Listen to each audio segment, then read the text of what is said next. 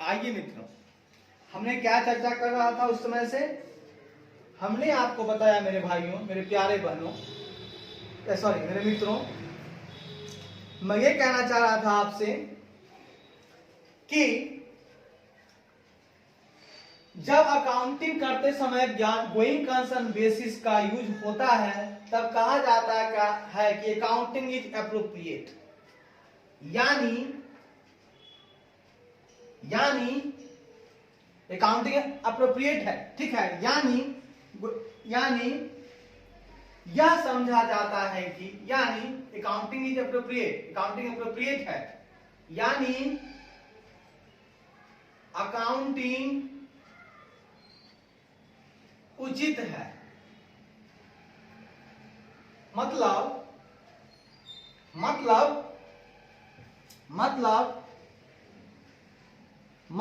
Entity अपने normal course of business में,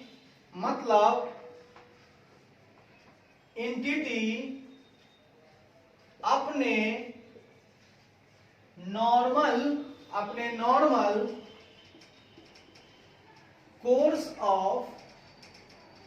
normal course of यानी एंटिटी अपने नॉर्मल कोर्स ऑफ बिजनेस में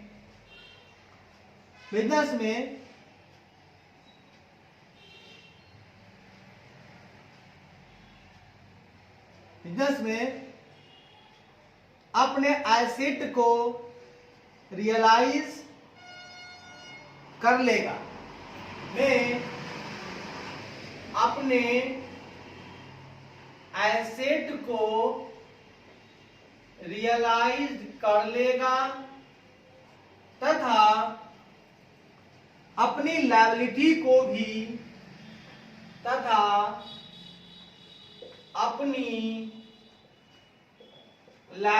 को भी डिस्चार्ज कर देगा, डिस्चार्ज कर देने के योग्य है। मतलब उसकी योग्यता अभी इतनी है, अगर गोइंग कंसर्न बेसिस पे काम हो रहा है, गोइंग कंसर्न बेसिस पे अकाउंटिंग करते समय इस्तेमाल हो रहा है, मतलब साफ जगजाहिर है कि वो अपने नॉर्मल कोर्स ऑफ बिजनेस में, जो सामान्य बिजनेस है ना, उसको जैसे उसका टाइमिंग है, वो नॉर्मली उसको एब्नॉर्मल होने की जरूरत नहीं है, उसको कठिनाई नहीं आएगी, वो नॉर्मली अपने एसेट को रियलाइज भी कर लेगा, व्यापार का जितना भी एसेट है, डेटर्स है, जो पैसा बाकी है सब रियलाइज कर लेगा, और अगर किसी क्रेडिटर्स को पैसा देना है तो उसका भी भुगतान कर देगा। वो इस योग्य है कि वो डिस्चार्ज कर देगा, तभी यह कहा जाएगा, तभी यह माना जाएगा कि अकाउंटिंग का जो हो रहा है गोइंग कंसर्न बिल्कुल सही है। अब आगे बढ़ते हैं दोस्तों, नंबर 3 क्या कहता है। 2 पॉइंट पढ़ लिया हम लोगों ने।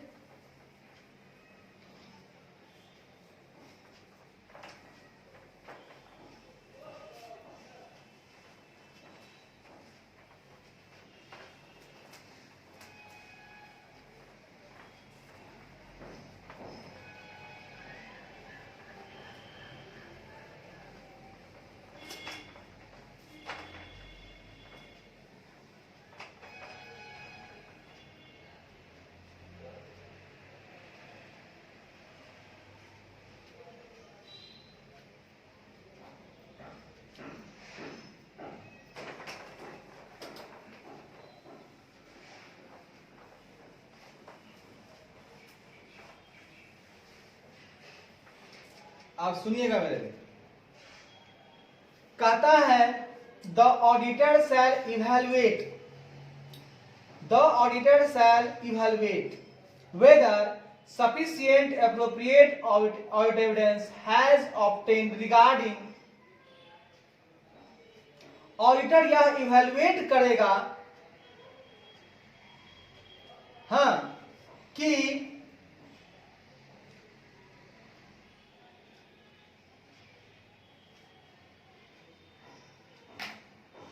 ऑडिटर यह इवैल्यूएट करेगा कि इस संबंध में, ठीक है, ऑडिटर यह ऑडिटर यह इवैल्यूएट यानी मूल्यांकन कर लेगा कि उसने जो भी सफिशिएंट एंड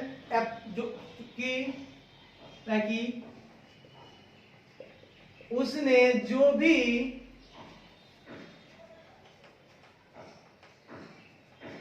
सफिशिएंट कर लेगा कि इस संबंध में उसने जो भी sufficient and appropriate audit evidence obtained किया है,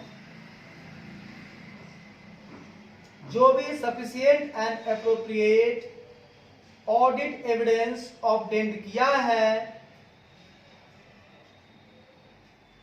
और वह ये भी कंक्लूड करेगा क्या ऑन द और वह यह भी उस पर कंक्लूड करेगा the appropriateness of the managements use of going concern based of accounting in the preparation of financial statement. हाँ, उसने वो यही ऑडिटर क्या एडवर्ट करेगा कि उसने sufficient appropriate audit evidence obtained किया है इस संबंध में, उसने sufficient and appropriate audit evidence obtained किया है इस संबंध में, किस संबंध में, और वह कंक्लूड भी करेगा, साथ ही साथ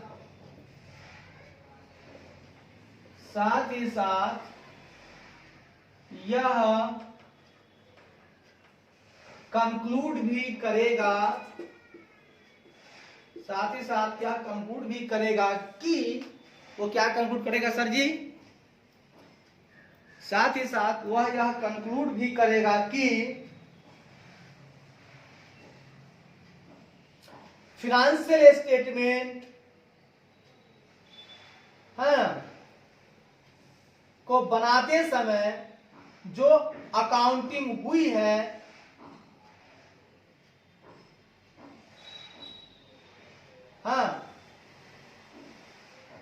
वो कंक्लूड करता है करेगा कि मैनेजमेंट के एप्रोप्रिएटनेस को करेगा कि मैनेजमेंट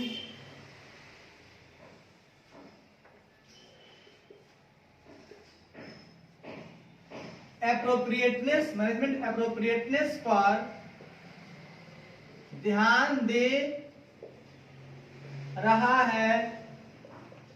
मैनेजमेंट कहां ध्यान दे रहा है? एप्रोप्रिएटनेस पर, एकदम कोई दिक्कत नहीं दे रहा है, क्योंकि फाइनेंशियल स्टेटमेंट बनाते समय मैनेजमेंट ने फाइनेंशियल स्टेटमेंट बनाते समय यानी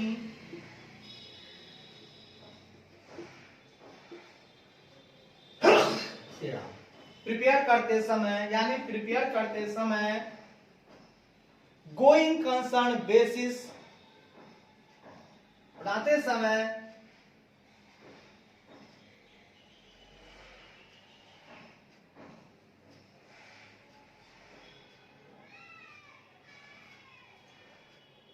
या फाइनेंशियल स्टेटमेंट की अकाउंटिंग करते समय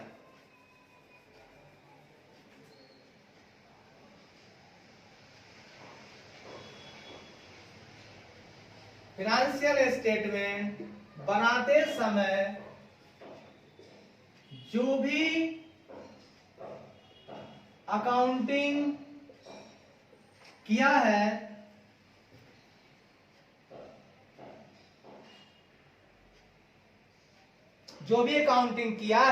उसमें गोइंग कंसर्न बेसिस का यूज किया है उसमें गोइंग कंसर्न बेसिस का यूज किया है। मेरे मित्रों, ऑडिटर या इवेलुएट करेगा यानी मूल्यांकन करेगा कि क्या मूल्यांकन करेगा?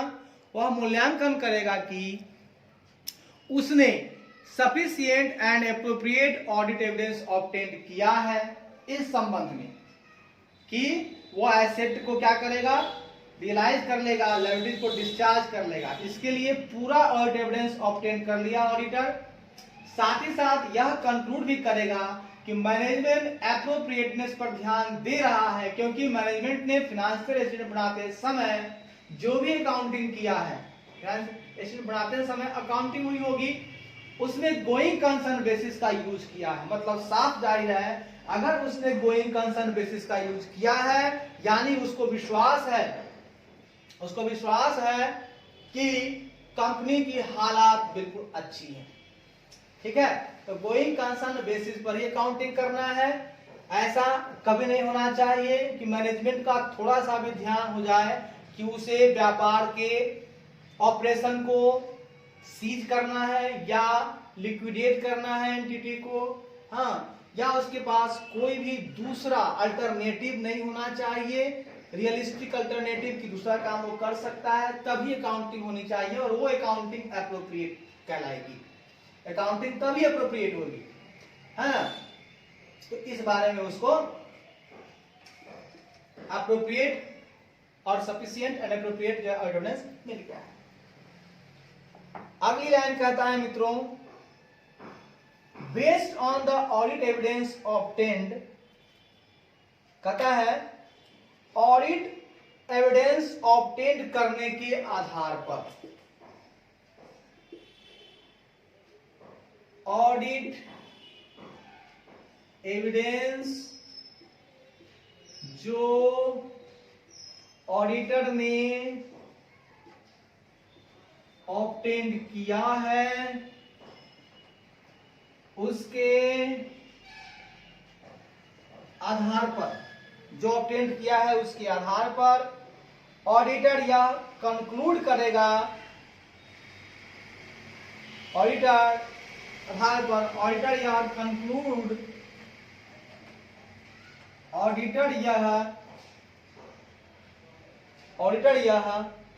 कंक्लूड करेगा कि, ऑडिटर यह कंक्लूड करेगा कि, ऑडिटर यह कंक्लूड करेगा अपने ऑडिटर्स जजमेंट में, इन द ऑडिटर्स जजमेंट करता है, यदि हाँ, auditor shall conclude whether in the auditor's judgement, है ना? ऑडिटर यह कंक्लूड करेगा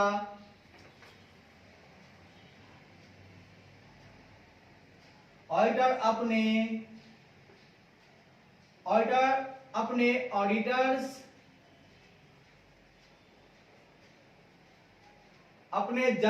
जजमेंट, ऑडिटर अपने ऑडिटर्स जजमेंट में, तो ऑडिटर अपने ऑडिटर्स जजमेंट में यह कंक्लूड करेगा, ऑडिटर यह कंक्लूड करेगा कि अपने ऑडिटर्स जजमेंट में कि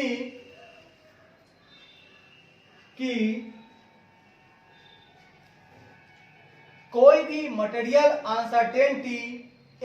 uncertainty existed related to events और कंडीशंस, कहता है material uncertainty exist related to events और कंडीशंस दैट इंडिविजुअली और collectively may cast significant doubt on the entity's ability to continue as going concern।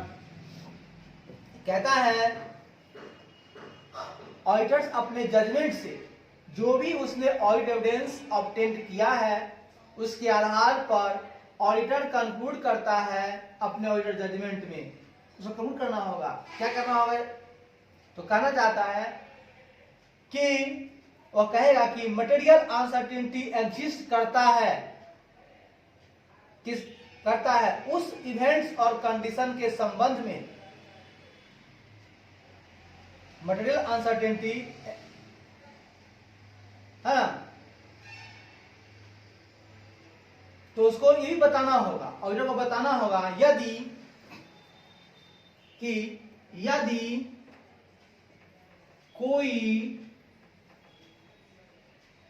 कोई material uncertainty, अगर कोई material uncertainty exist करता है, अगर कोई मटेरियल अनसर्टेनिटी एग्जिस्ट करता है उस इवेंट और कंडीशन के संबंध में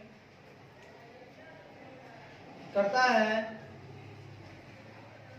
किसी इवेंट्स और कंडीशन के संबंध में,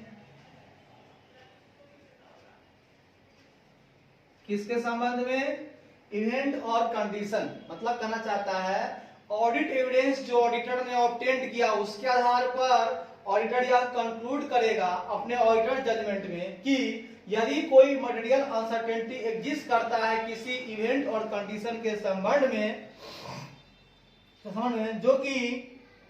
जो कि इंडिविजुअली या कलेक्टिवली संबंध में, जो कि इंडिविजुअली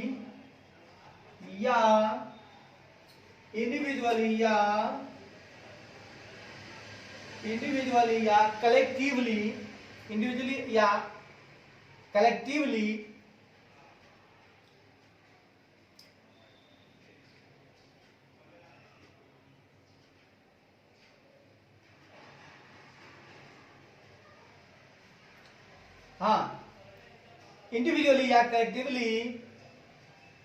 क्या कर सकता है, किसी इवेंट, मतलब मटेरियल अनसर्टेनिटी एग्जिस्ट करता है किसी इवेंट्स और कंडीशन के संबंध में जो कि इंडिविजुअली या कलेक्टिवली यह दर्शाता है कि इंडिविजुअली सिग्निफिकेंट डाउट क्रिएट करता है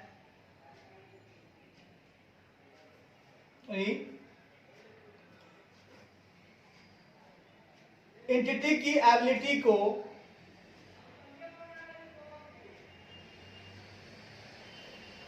पता है, फिर सुनिएगा, ऑडिट एविडेंस जो ऑडिटर ने ऑब्टेन किया है उसके आधार पर तथा ऑडिटर यह कंक्लूड करेगा अपने ऑडिटर जजमेंट में कि यदि कोई मटेरियल अनसर्टेनिटी एग्जिस्ट करता है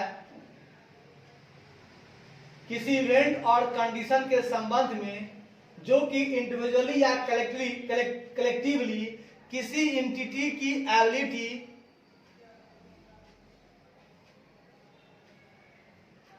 कलेक्टिवली किसी एंटिटी के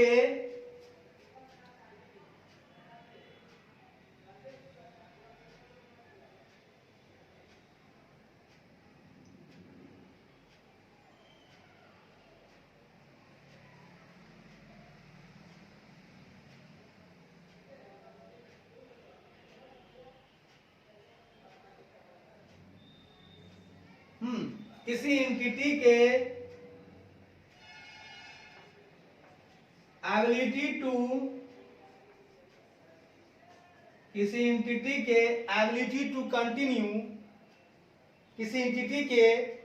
एबिलिटी टू कंटिन्यू एज ए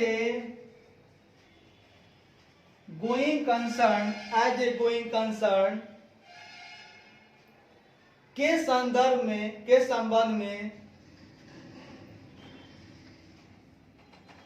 संबंध में सिग्निफिकेंट डाउट उत्पन्न करता है, के संबंध में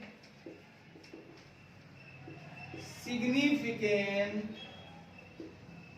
डाउट उत्पन्न करता है। सुनिएगा क्या करना चाहता है, हमको गोइंग कंसर्न में बहुत सारी बातें बतानी पड़ रही हैं। हमने शुरुआत में कहा कि हमें अकाउंटिंग करना होगा गोइंग कंसर्न बेसिस पर, ऐसा नहीं होना चाहिए। ध्यान रखना है कि फोर्सेबल फ्यूचर में एंटिटी जो है अपने व्यापार को लिक्विडेट कर सके। साथ ही साथ गोइंग कंसर्न तभी माना जाएगा, अकाउंटिंग हो गई तब पता चलेगा कि एसेट को एंटिटी रियलाइज कर सकेगा नॉर्मल कोर्स ऑफ बिजनेस में और लायबिलिटी को डिस्चार्ज कर सकेगा।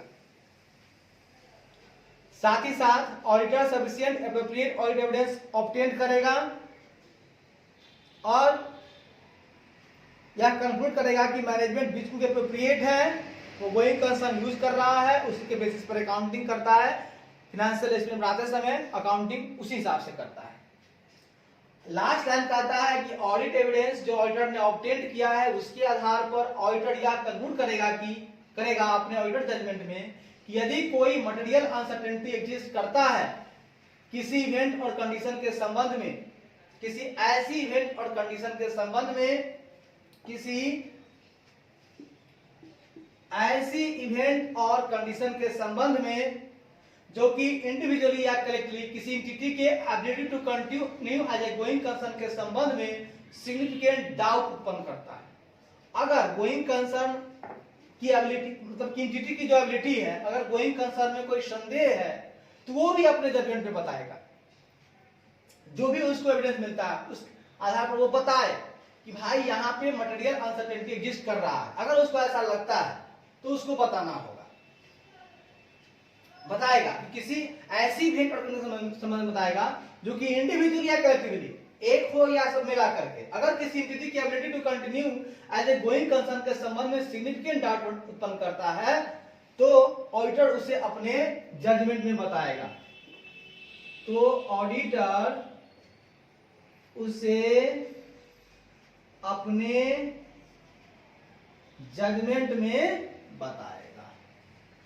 सही बात है भैया, तुमको तो बताना पड़ेगा जजमेंट में कि हाँ हमको ऐसे ऐसे एविडेंस मिला है जहां पे हमको ऐसा इवेंट्स दिखा है, ऐसा कंडीशन दिखा है जिससे हमको लगता है कि एंटिटी का जो एबिलिटी है कि भैया गोइंग कंसर्न कंटिन्यू रहे या ना रहे, उसकी एबिलिटी पे हमको संदेह है, सिग्निफिकेंट डाउट है तो उसको बताना होगा। गोइंग कंसर्न का आता है डाउट नहीं होना चाहिए। अगर आपको डाउट लग रहा है तो बताइए, ठीक है।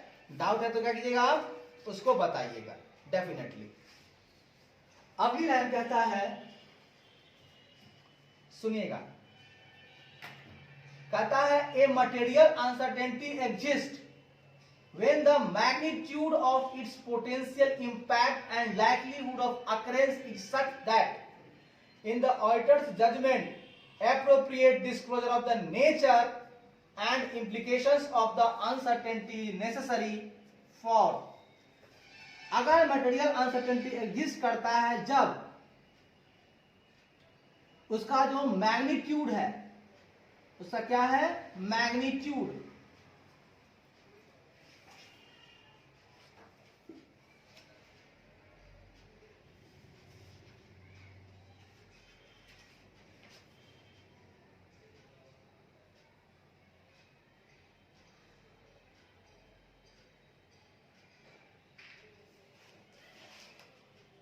उसका जो विस्तार है, उसका जो महत्व है, मतलब मटेरियल अनसर्टेनिटी जो एग्जिस्ट करता है ना, जब उसका विस्तार कैसा हो, उसके पोटेंशियल इंपैक्ट का जो विस्तार है और उसके पोटेंशियल इंपैक्ट और likelihood of occurrence, likelihood of occurrence का जो महत्व है, जब कोई मटेरियल अनसर्टेनिटी एग्जिस्ट करती है, यहां पर मटेरियल अनसर्टेनिटी एग्जिस्ट की है, अब उसका परिणाम क्या होगा, डाउट हुआ कि मटेरियल अनसर्टेनिटी है तो इसका अब असर क्या हो रहा है, सो देखिएगा, इसका असर देखिएगा क्या हो रहा है। सुनिएगा, एकदम ध्यान से सुनना है मेरे मित्रों, एकदम ध्यान से सुनिएगा।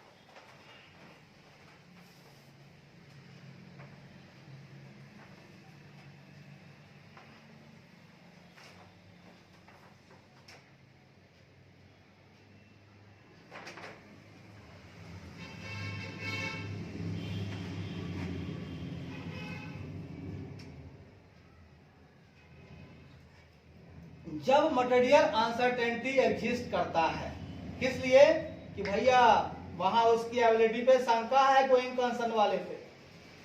तो जब मटेरियल अनसर्टेनिटी जब मटेरियल अनसर्टेनिटी एग्जिस्ट करता है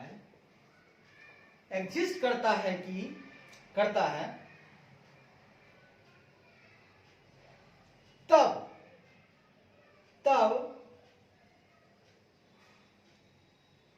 है और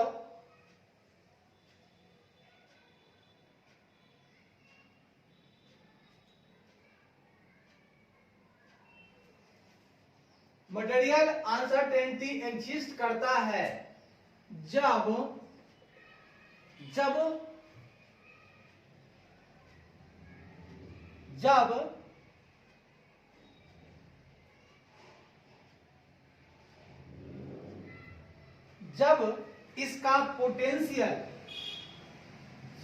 इसका पोटेंशियल इंपैक्ट, मतलब संभावित जो इंपैक्ट है, पोटेंशियल इंपैक्ट और लाइक्लीहुड ऑफ अकरेंस तथा लाइक्लीहुड ऑफ अकरेंस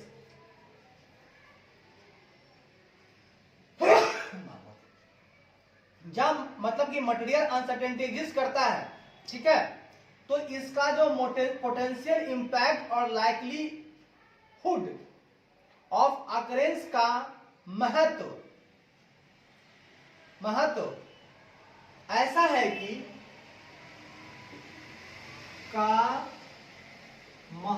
यानी मैग्नीट्यूड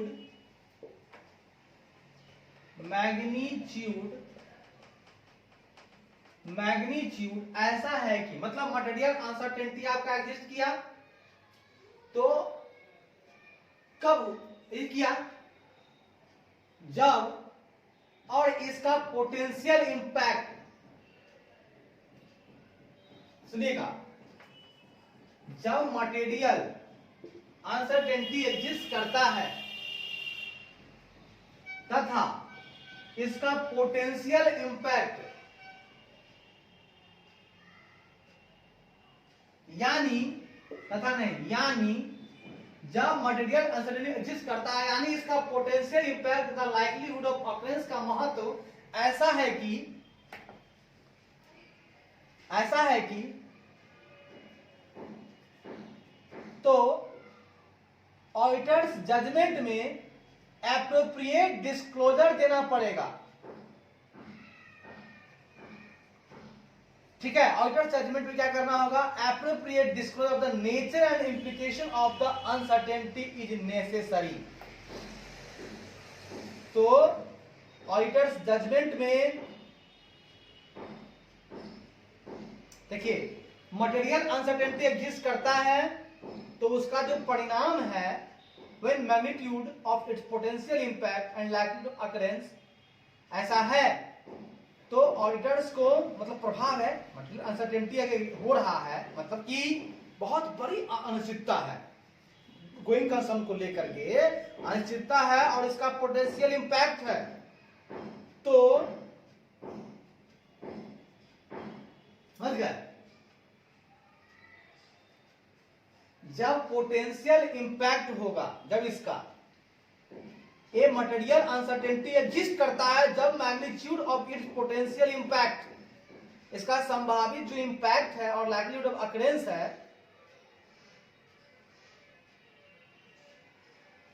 तो वहां हम कहें कि मटेरियल अनसर्टेनिटी एग्जिस्ट कर रहा है, तो ऑडिटर्स को अपने जजमेंट में ऐसा है तो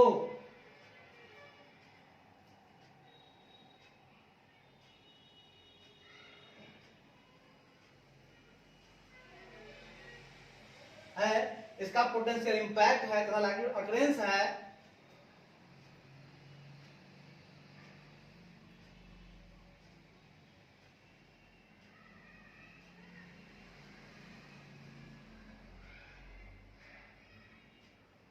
तो ऑडिटर्स अपने जजमेंट में ऑडिटर्स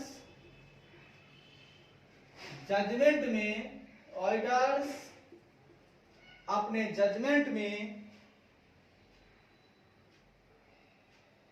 उस अनसर्टेनिटी का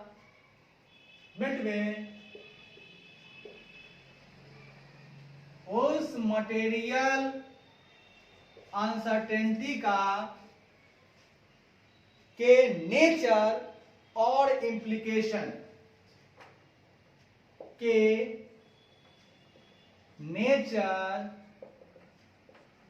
तथा उसके नेचर तथा इम्प्लीकेशन का एप्रोप्रिएट डिस्क्लोजर करेगा।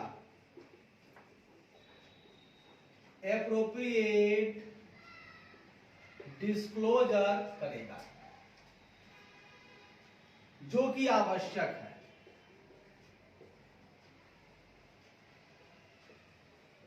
समझिए बात को, मतलब ये कहना चाहते हैं हम कि आपको मटेरियल अनसर्टेनिटी एग्जिस्ट कर रहा है, ठीक है, और इसका पोटेंशियल इंपैक्ट है और लाइक्लीहुड ऑफ अकरेंस की संभावना है ना, बहुत बड़ा महत्व है इसका।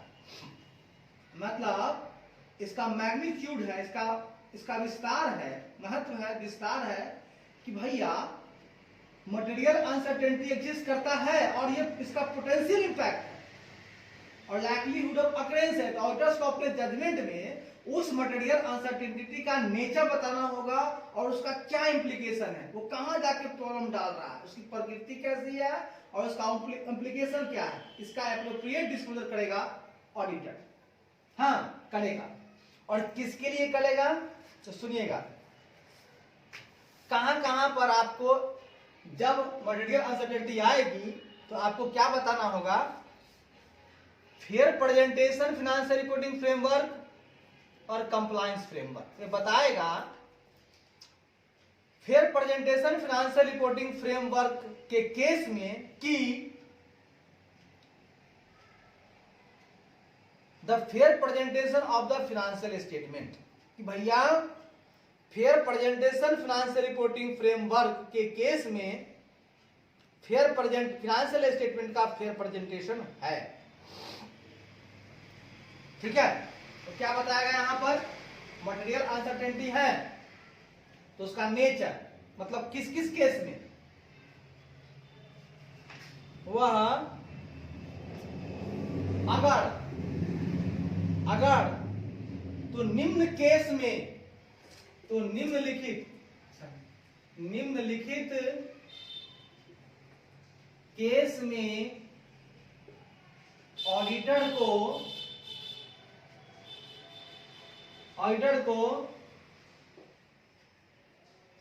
नेचर तथा इंप्लीकेशन का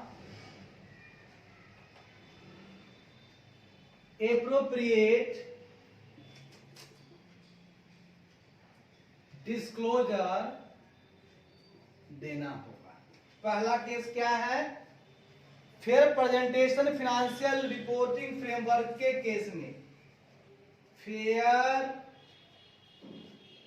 प्रेजेंटेशन फाइनेंशियल रिपोर्टिंग फ्रेमवर्क,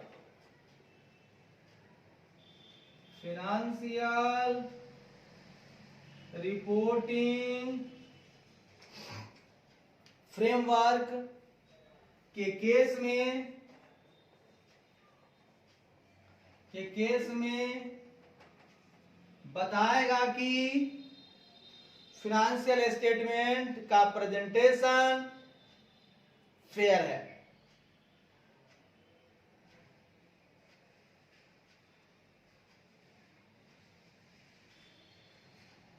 बताएगा कि फाइनेंशियल स्टेटमेंट का फेयर प्रेजेंटेशन है,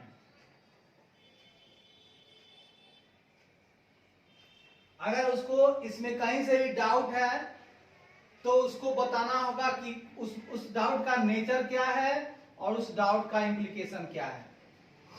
तो उसका डाउट जो हो रहा है, सिग्निफिकेंट डाउट, अनसर्टेनिटी जो है, उस अनसर्टेनिटी का नेचर क्या है, वो फेयर नहीं हो रहा है। अगर वो फेयर प्रेजेंटेशन नहीं दे रहा है इस केस में, तो उसका क्या नेचर है और प्रॉब्लम क्या है, इम्प्लीकेशन क्या है। क्या आपको लग रहा है कि यहाँ पे मटेरियल अनसर्टेनिटी हो रहा है इसको प्रेजेंटेशन में, उसको बताएगा। और दूसरा, कंप्लायंस फ्रेमवर्क के केस में कंप्लायंस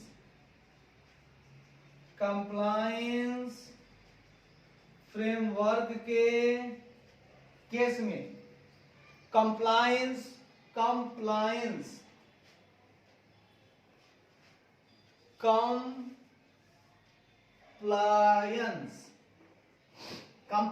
फ्रेमवर्क के केस में the financial statement not to be misleading. Compliance framework के केस में फाइनेंशियल स्टेटमेंट मिसलीडिंग नहीं होना है।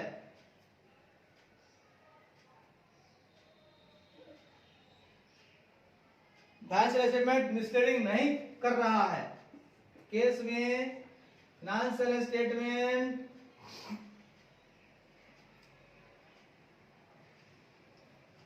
Not to be misleading. Financial statement misleading नहीं करने वाला है। मतलब फाइनेंशियल स्टेटमेंट ऐसा होना चाहिए जो किसी को मिसलीड ना करे, वो मिसलीडिंग नहीं है। अगर वहां भी शक हो रहा है, मिसलीडिंग हो रहा है, तो उसका नेचर बताइए हमको, उसका एप्लीकेशन बताइए हमको। चलिए, धन्यवाद। मिलते हैं हम लोग थोड़ी देर में।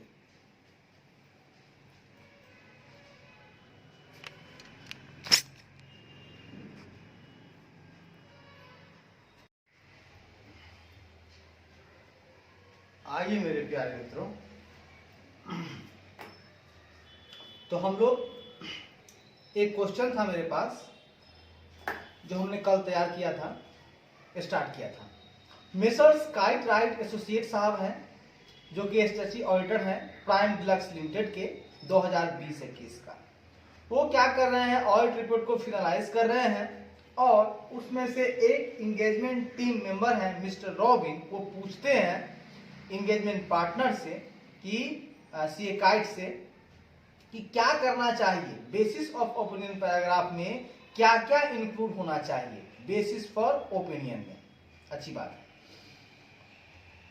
तो पार्टनर जो सीए काइट है वो एक्सप्लेन कर रहे हैं डिटेल में और and ask mister Robin to draft such sections, और वो एक्सप्लेन कर रहे हैं और बोल रहे हैं मिस्टर रॉबिन को कि आप ड्राफ्ट करो। ठीक है, ओपिनियन सेक्शन ड्राफ्ट करो। तो हमें बताया जा रहा है कि आप मिस्टर रॉबिन को मदद करें बेसिस फॉर ओपिनियन सेक्शन को लिखने में। तो हमने पहले कर बताया था कि इसमें ये कहा जाएगा, पहली लाइन यह कहता है, जो भी कहता है, कल चर्चा किए थे कि हमने ऑडिट किया है एक्सटर्नल ऑडिटिंग के हिसाब से। एक्सटर्नल ऑडिटिंग के हिसाब से जो हमारी ऑडिटर की रिस्पॉन्सिबिलिटी है वो भी बताया है हमने। हम ऑडिटर जो है इंडिपेंडेंट है रिलेवेंट एथिकल रिक्वायरमेंट के अनुसार, और अदर एथिकल रिस्पॉन्सिबिलिटी भी अगर है तो उसको भी ये मान रहा है। साथ ही साथ ऑडिटर को विश्वास है कि उसको जो भी ऑडिट एविडेंस मिला है वो सफिशिएंट एप्रोप्रिएट है और उसी के आधार पर वो अपना ओपिनियन दे रहा है। अब यहां पर देखेंगे, हमने पहला लाइन लिखा है कि वो बताना चाहता है बेसिस फॉर ओपिनियन में कि हम लोगों ने ऑडिट को जो कंडक्ट किया है वो स्टैंडर्ड ऑन ऑडिटिंग के अनुसार किया है, जो कि लिखा हुआ है, स्पेसिफाई है कंपनीज एक्ट 2013 के सेक्शन 143(10) के अंदर। दूसरी पंक्ति कहता है कि हमारी जो रिस्पॉन्सिबिलिटी है उस स्टैंडर्ड के अनुसार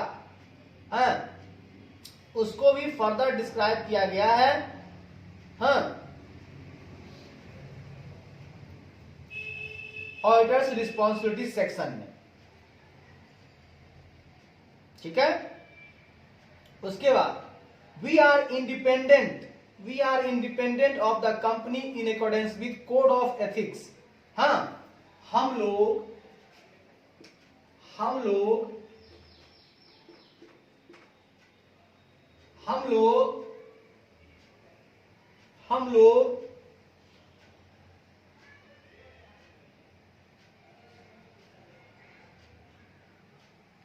हम लोग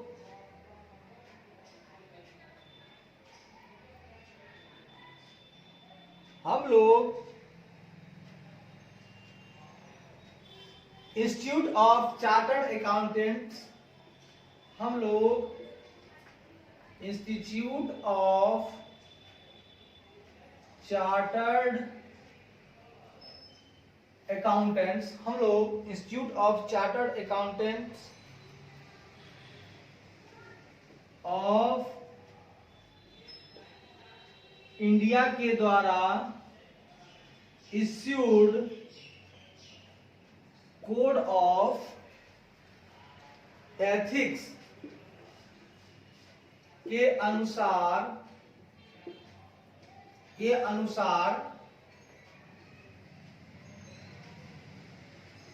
कंपनी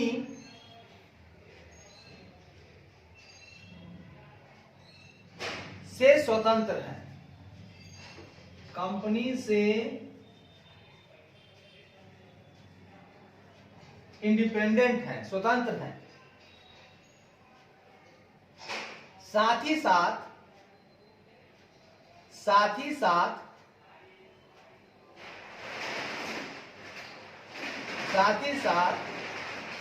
कंपनीज एक्ट 2013 के प्रोविजन के अंदर साथ ही साथ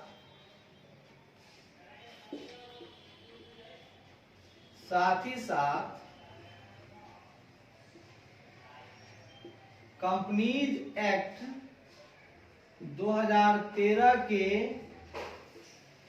प्रोविजन के अंदर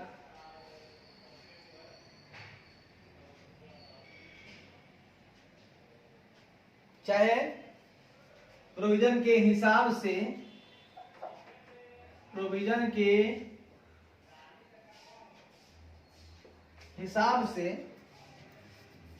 साथ ही साथ के हिसाब से जो भी रिलीवेंट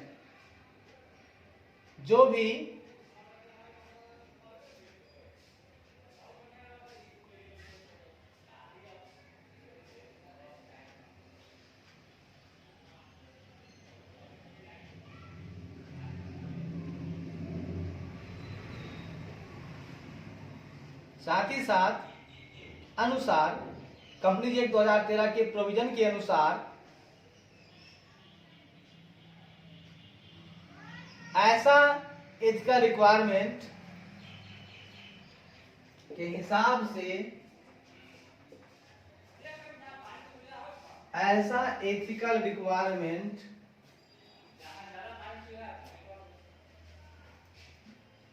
जो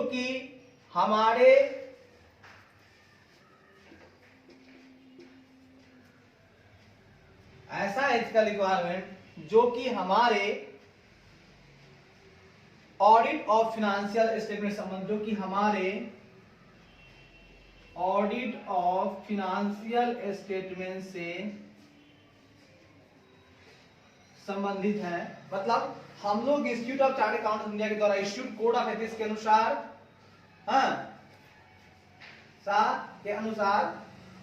प्लस साथ ही साथ कंपनीज एक्ट 2013 के प्रोविजन के हिसाब से ऐसा एथिकल रिक्वायरमेंट जो कि हमारे ऑडिट ऑफ फिनेंस से संबंधित है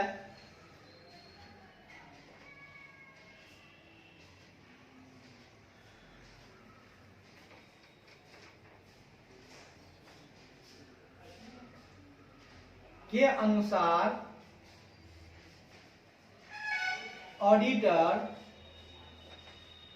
ऑडिटर कंपनी से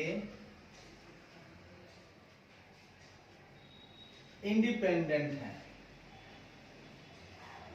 बात समझिएगा, कहना क्या चाहता है कि institute of chartered accountants of India के द्वारा जो इश्यूड है कोड ऑफ एथिक्स वो, और कंपनी एक्ट 2013 के प्रोविजन के हिसाब से जो एथिकल रिक्वायरमेंट है वो, दोनों जो है दोनों हमारे ऑडिट ऑफ फाइनेंशियल एस्टेटमेंट से संबंधित बातें बताता है ना, से संबंधित है।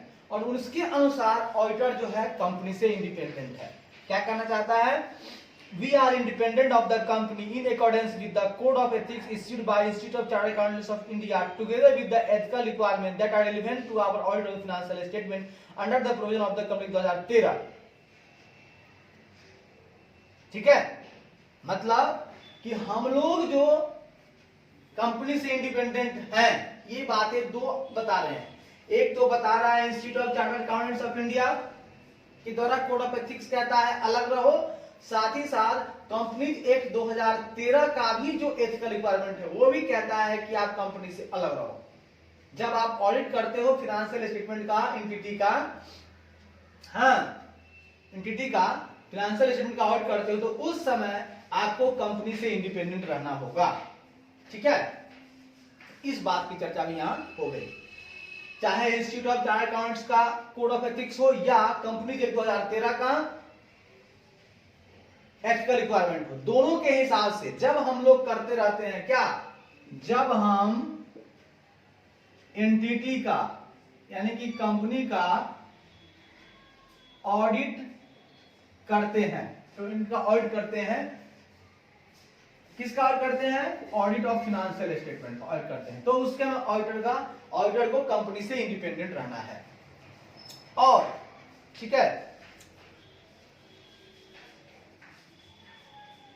13 और 15 जो भी रूल्स है उसके हिसाब से, 2013 का जो एक्ट है वो या रूल्स उसके हिसाब से। और we have fulfilled our other ethical responsibility, साथ ही साथ हम लोगों ने और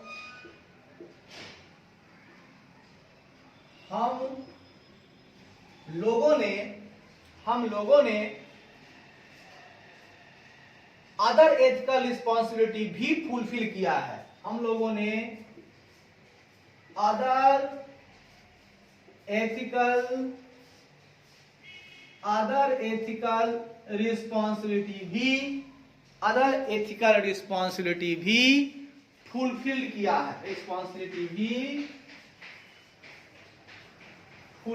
किया है, जो कि अदर एथिकल रिस्पॉन्सिबिलिटी को भी फुलफिल किया है। ठीक है, को भी फुलफिल किया है, जो कि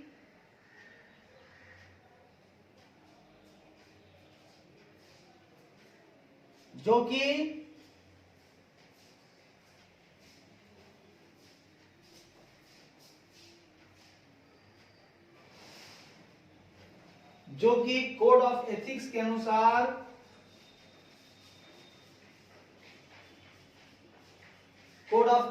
अनुसार तथा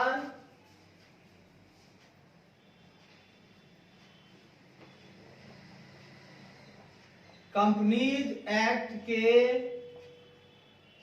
प्रोविजन तथा रूल्स के रिक्वायरमेंट के अनुसार कहा गया है, मतलब उसको भी हम लोगों ने फुलफिल किया है।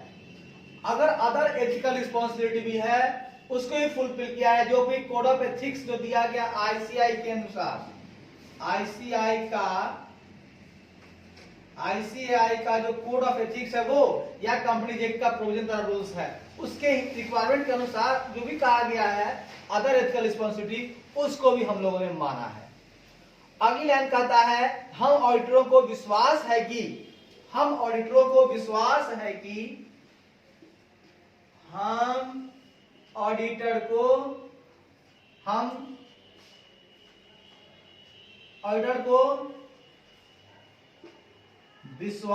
है कि विश्वास है कि हमने जो भी ऑडिट एविडेंस ऑब्टेंड किया है,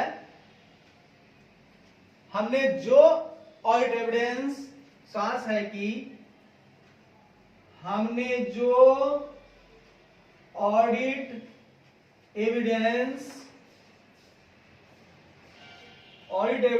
ऑब्टेन किया है वो किया है तथा ऑब्टेन किया है, और जिसके आधार पर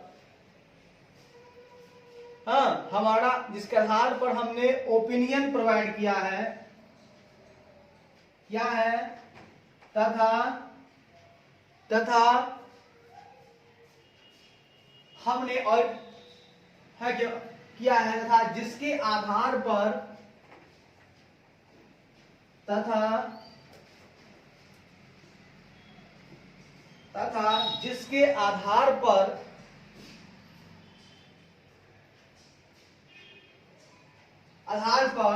हमने अपना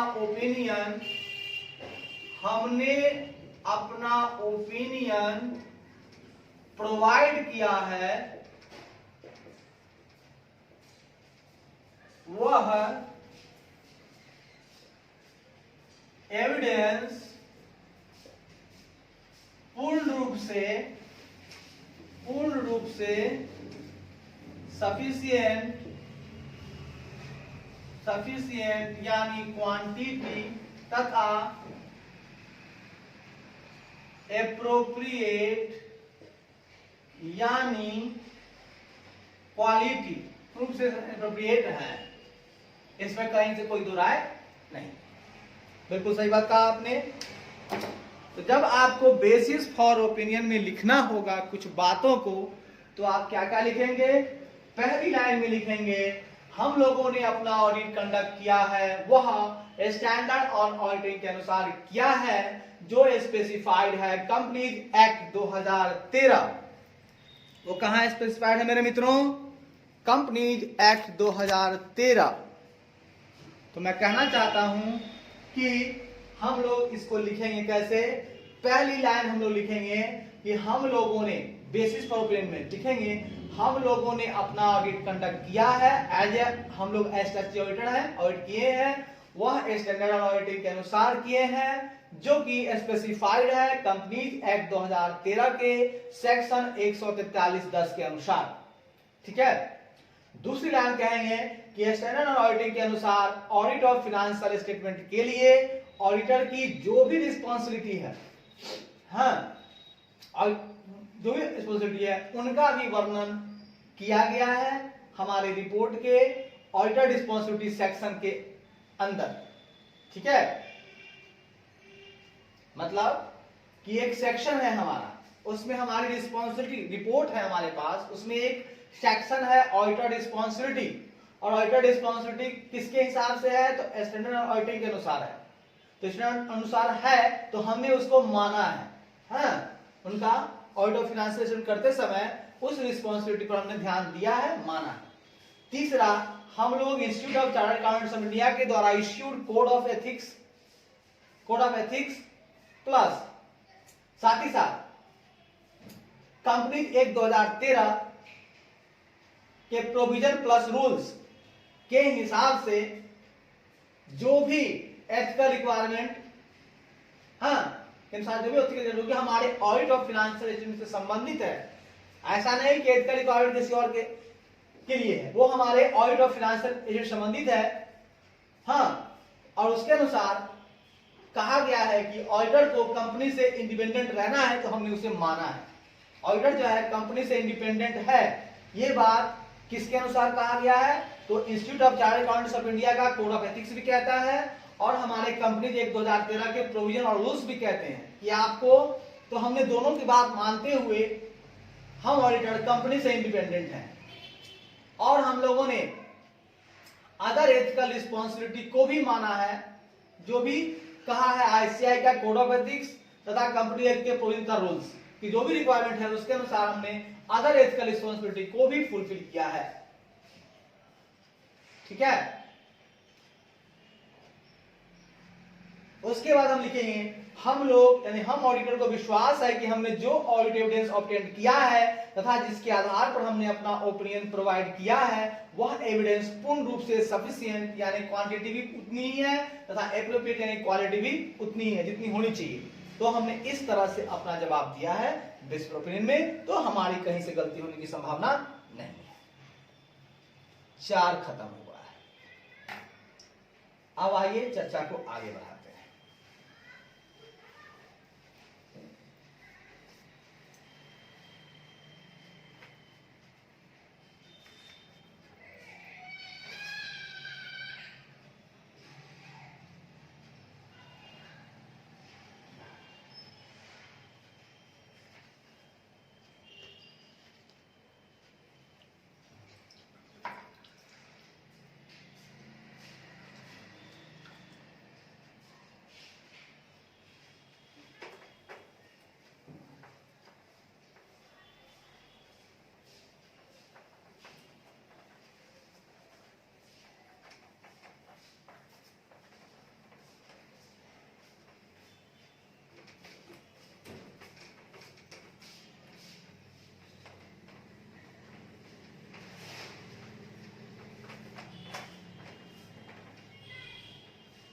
हम लोग पढ़ रहे हैं basic element of auditors report. क्या पढ़ रहे हैं साहब? Basic elements of audit reports, जिसमें हमने 4 पॉइंट पढ़ लिया। पहला टाइटल, दूसरा एड्रेस शीट, ठीक है, तीसरा ओपिनियन और चौथा बेसिस फॉर ओपिनियन। अब हम लोग 5वें नंबर पे पहुंच रहे हैं, ठीक है, हम लोग 5वें नंबर पे पहुंच रहे हैं।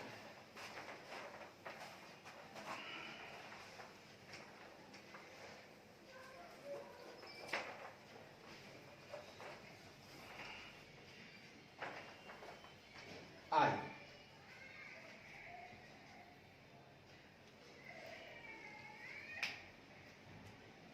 हम लोग क्या पढ़ रहे हैं मित्रों? Basic elements of auditors report.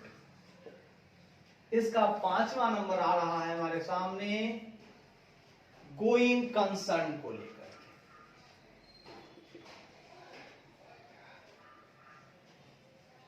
Going concern की बात हम करते हैं। गोइंग कंसर्न कहता है where applicable the auditor shall report in accordance with the SA 570। कहता है कहीं भी एप्लीकेबल, जहां भी एप्लीकेबल हो, है ना, वही कंसर्न की बातें जहां भी एप्लीकेबल हो, जहां भी एप्लीकेबल हो कि हमको बताना है गोइंग कंसर्न को लेकर के, तो ऑडिटर रिपोर्ट करेगा। तो auditor S A 570 revise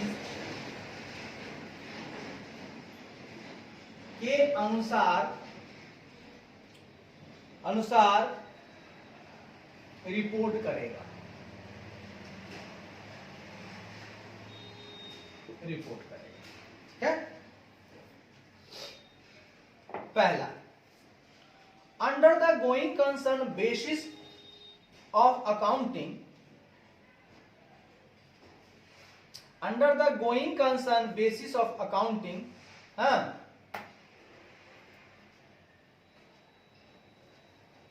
under the going concern basis of accounting, हम लोग गोइंग कंसर्न बेसिस पे अकाउंटिंग करते हैं। हम लोग गोइंग कंसर्न, हम लोग जब गोइंग कंसर्न बेसिस पे अकाउंटिंग करते हैं। देखिए, गोइंग कंसर्न को ध्यान में रखते हुए अकाउंटिंग करना है। तो हम लोग गोइंग कंसर्न बेसिस पे अकाउंटिंग करते हैं, तो क्या बोलते हैं? The financial statement are prepared on the assumption, हम लोग मानते हैं, एजम्पशन करते हैं, हम लोग फाइनेंशियल स्टेटमेंट तैयार करते हैं on the assumption that the entity is going concern and will continue its operations for the foreseeable future. ठीक है, तो हम लोग गोइंग कंसर्न बेसिस पर अकाउंटिंग करते हैं, तब यह कहते हैं कि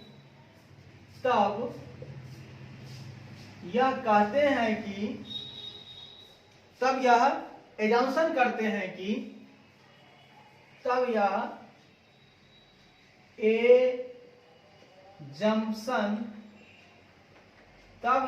एजम्पशन करते हैं कि एंटिटी गोइंग कंसर्न है, entity is a going concern, करते हैं कि एंटिटी गोइंग कंसर्न में है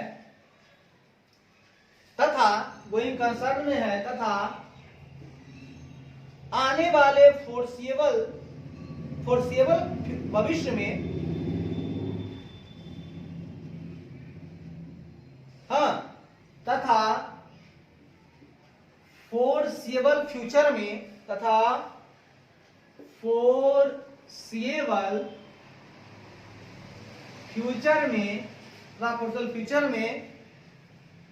फ्यूचर में एंटिटी का ऑपरेशन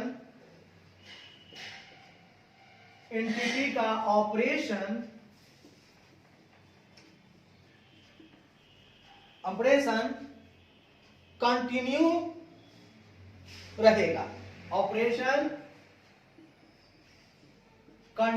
रहेगा, बहुत बढ़िया।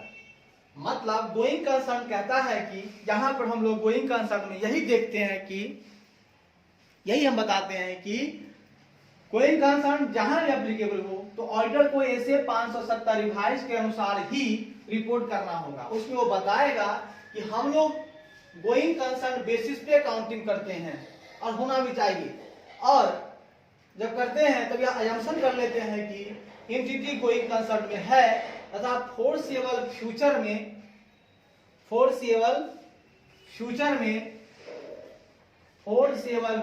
में एंटिटी का ऑपरेशन कंटिन्यू रहेगा, बंद होने की कोई संभावना नहीं, बंद होने की कोई संभावना नजर नहीं आ रही है। चलिए पहला लाइन ये लिख देंगे।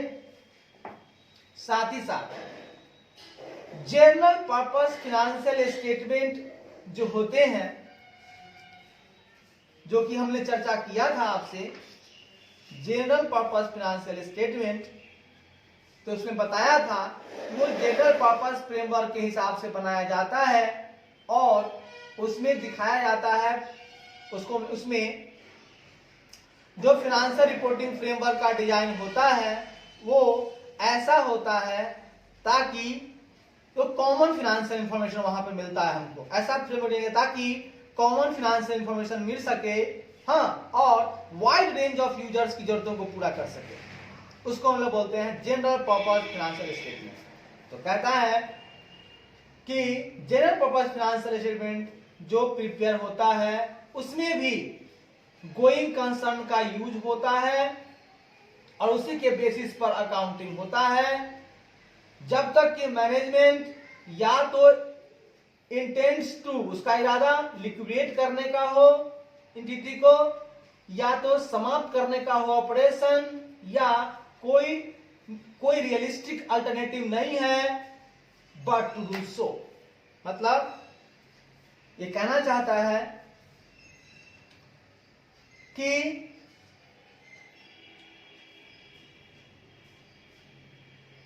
गोइंग कंसर्न बेसिस पे अकाउंटिंग का यूज होता है, हाँ, जब जनरल पर्पस फाइनेंशियल स्टेटमेंट तैयार किया जाता है। दूसरा लाइन, जब जनरल पर्पस फाइनेंशियल स्टेटमेंट तैयार किया जाता है तब, जब तैयार किया जाता है तब, जब जनरल पर्पस फाइनेंशियल स्टेटमेंट तैयार किया जाता है तब जब जनरल पर्पस फाइनेंशियल तैयार किया जाता है तब उसमें गोइंग कंसर्न बेसिस पे, तब उसमें अकाउंटिंग करते समय, तब वहां अकाउंटिंग करते समय गोइंग कंसर्न बेसिस का यूज किया जाता है। गोइंग कंसर्न बेसिस का यूज किया जाता है। बहुत बढ़िया। कहता है कि जब जनरल पर्पस फाइनेंशियल स्टेटमेंट तैयार किया जाता है तब वहां अकाउंटिंग करते समय गोइंग कंसर्न बेसिस का इस्तेमाल किया जाता है। बहुत बढ़िया, बहुत अच्छा। परंतु हाँ कहता है, लेकिन ऐसा तब तक किया जाता है जब तक कि, लेकिन ऐसा तभी तक किया जाता है जब तक कि मैनेजमेंट के द्वारा, मैनेजमेंट का इरादा, तब तक कि मैनेजमेंट का इरादा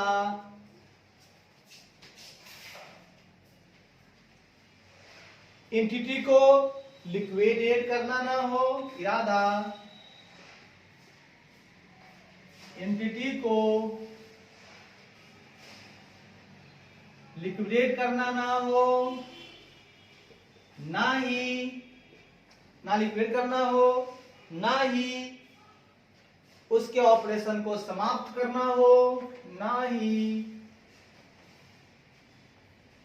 उसके ऑपरेशन को सीज,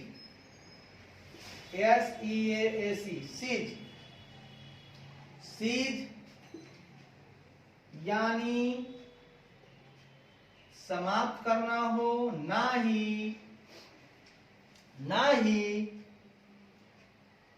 कोई रियलिस्टिक अल्टरनेटिव हो, कोई वास्तविक अल्टरनेटिव हो, बट टू डू सो, हाँ, ना ही उसके पास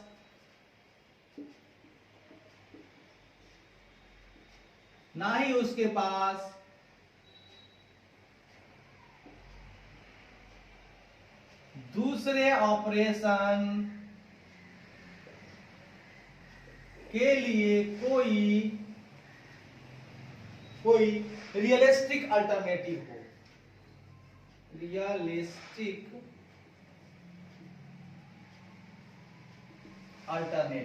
मतलब विकल्प ही उसके पास नहीं है दूसरा कुछ करने का। तो मैं कहना चाहता हूं कि गोइंग कंसर्न को लेते हुए हमने जो अभी चर्चा किया है उसमें हम लोगों ने क्या बताया, तो सुनिएगा। हम लोगों ने उसमें बताया, हम लोगों ने उसमें चर्चा किया, क्या किया, तो सुनिएगा। हमारी चर्चा थी कि गोइंग कंसर्न जहां भी एप्लीकेबल है ऑडिटर को ऐसे 570 रिवाइज के अनुसार ही रिपोर्ट करना होगा। दूसरी बात, हम लोग गोइंग कंसर्न बेसिस पे ही अकाउंटिंग करते हैं, बिल्कुल सही बात है। और तब यह एजम्पशन करते हैं कि एंटिटी, मान लेते हैं कि एंटिटी गोइंग कंसर्न में है, तथा फॉरसिएबल फ्यूचर में एंटिटी का ऑपरेशन कंटिन्यू रहेगा, बंद होने की कोई संभावना नजर नहीं आ रही है। दूसरी बात, जब जनरल पर्पस फाइनेंशियल स्टेटमेंट तैयार किया जाता है तब वहां अकाउंटिंग करते समय भी गोइंग कंसर्न बेसिस का यूज किया जाता है। तो कहां गोइंग कंसर्न का यूज किया जाता है? पहला, अकाउंटिंग करते समय गोइंग कंसर्न। दूसरा, और याद रखना है कि फॉरसिएबल फ्यूचर में ऑपरेशन कंटिन्यू ही रहेगा। दूसरा, जब हम जनरल पर्पस फाइनेंशियल स्टेटमेंट यानी कि जो वाइड रेंज के यूजर्स हैं जिनको कॉमन फाइनेंशियल इंफॉर्मेशन की आवश्यकता होती है, वहां भी हम लोग जनरल पर्पस फाइनेंशियल तैयार करते हैं। और जब तैयार करते हैं तब वहां भी अकाउंटिंग करते समय हम लोग गोइंग कंसर्न बेसिस का ही इस्तेमाल करते हैं। लेकिन ऐसा तब किया जाता है जब मैनेजमेंट का इरादा बिल्कुल नहीं है कि एंटिटी को लिक्विडेट करना है, ना ही ऑपरेशन उसका बंद करना है, और ना ही उसके पास दूसरा ऑपरेशन के लिए कोई रियलिस्टिक अल्टरनेटिव है कि हम दूसरा कर सकते हैं, तभी हम मानेंगे गोइंग कंसर्न में है। अच्छी बात है। अगले लाइन में चलते हैं। कहता है when the use of the going concern basis of accounting is appropriate, जब हम लोग गोइंग कंसर्न बेसिस पर अकाउंटिंग, जब हम लोग अकाउंटिंग करते हैं तो वह एप्रोप्रिएट होता है। ठीक है, हम लोग गोइंग कंसर्न बेसिस पर अकाउंटिंग करते हैं जब हम अकाउंटिंग करते समय जब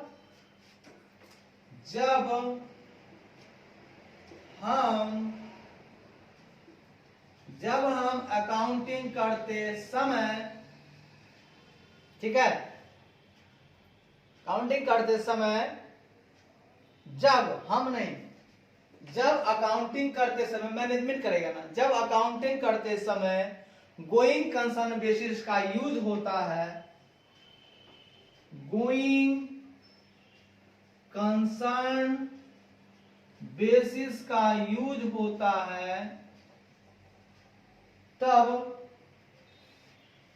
जब अकाउंटिंग गोइंग कंसर्न बेसिस पर होता है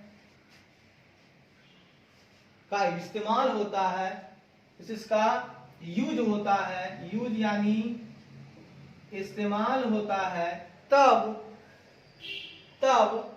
अकाउंटिंग एप्रोप्रिएट होता है,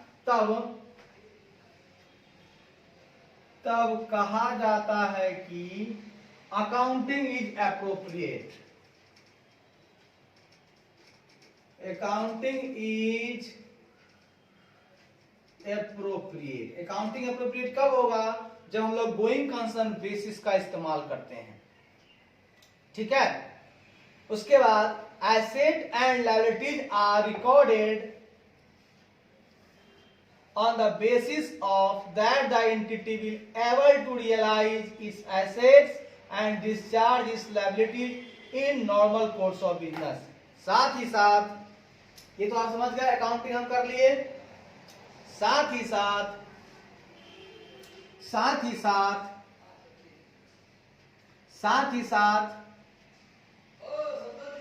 हाँ आ गया राजा, पढ़ाई कर रहे हैं, हो जाएगा।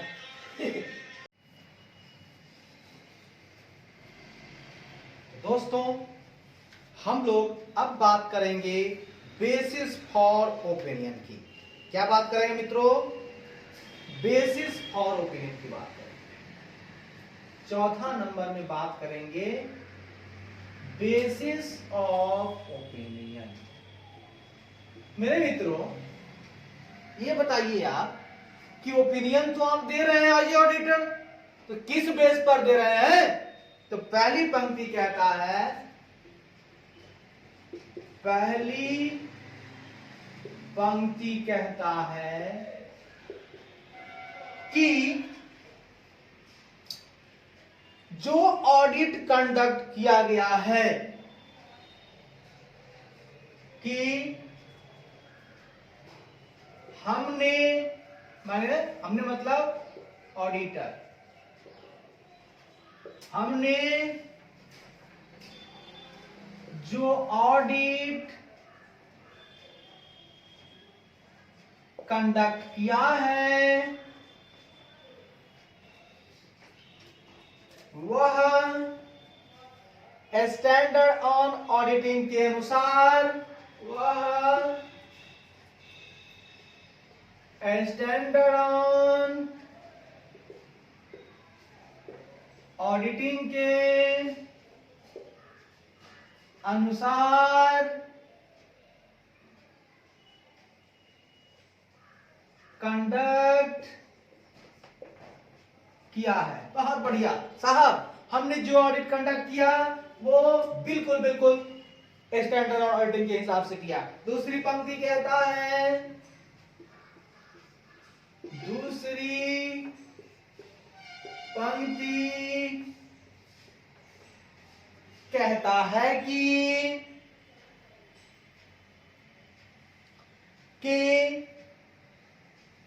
ऑडिटर्स रिपोर्ट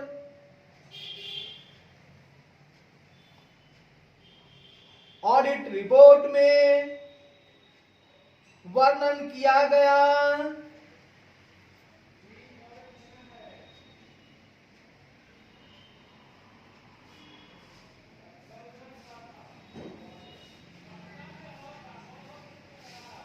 है कि ऑडिट रिपोर्ट में वर्णित जो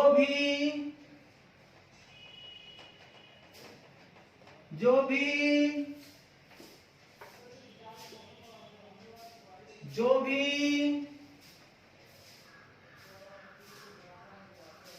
ऑडिटर की रिस्पॉन्सिबिलिटीज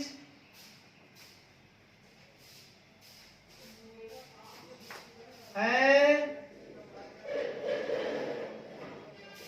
स्टैंडर्ड ऑन ऑडिटिंग के अनुसार उनका पालन ऑडिटर ने किया है। दूसरी पंक्ति कहता है कि ऑडिटर्स रिपोर्ट में वर्णित जो भी ऑडिटर की रिस्पॉन्सिबिलिटी है, रिस्पॉन्सिबिलिटीज दिया हुआ है,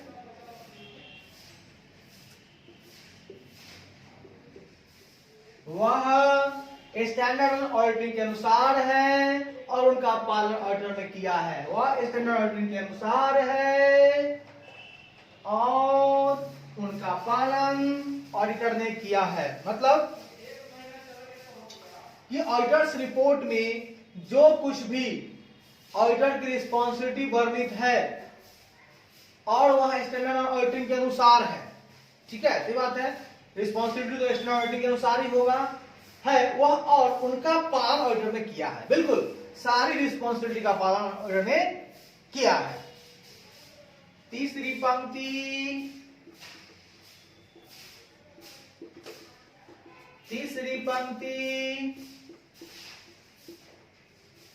कहता है कि, कहने का मतलब पहली पंक्ति कहता है कि हमने मतलब ऑडिटर ने जो ऑडिट कंडक्ट किया है वो स्टैंडर्ड ऑन ऑडिटिंग के अनुसार ही किया है। किसके अनुसार किया है? स्टैंडर्ड ऑन ऑडिटिंग के अनुसार ही किया है। इसमें कहीं से कोई दो राय वाली बातें नहीं है। साथ ही साथ ये जो ऑडिटर्स रिपोर्ट का सेक्शन है, ये जो ऑडिटर्स रिपोर्ट का जो सेक्शन है उसमें वो डिस्क्राइब करता है, हाँ, ऑडिटर्स रिपोर्ट ऑडिटर्स रिपोर्ट में वर्णन करता है। क्या वर्णन करता है? ऑडिटर्स की रिस्पॉन्सिबिलिटी अंडर एसए, मतलब ऑडिटर्स रिपोर्ट में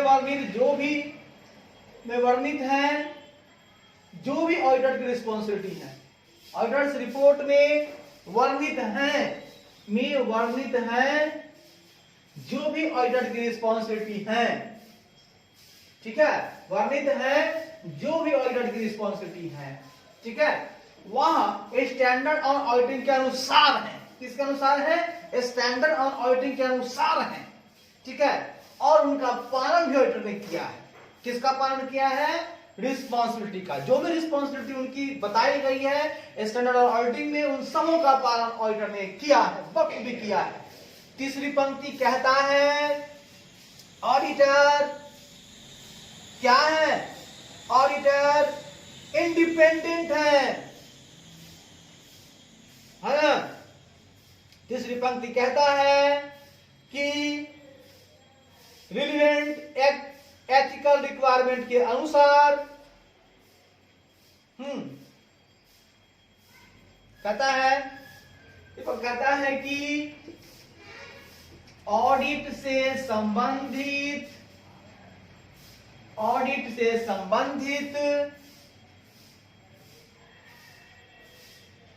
रिलेवेंट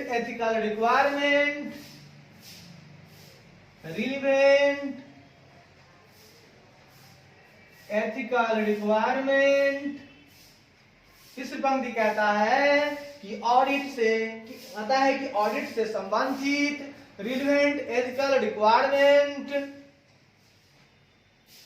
के अनुसार को मानते हुए या उसके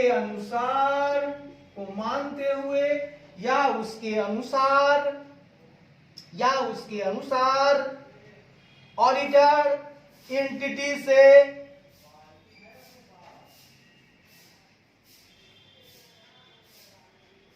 एंटिटी का ऑडिटर स्वतंत्र है, अनुसार एंटिटी जिसकी ऑडिट होनी है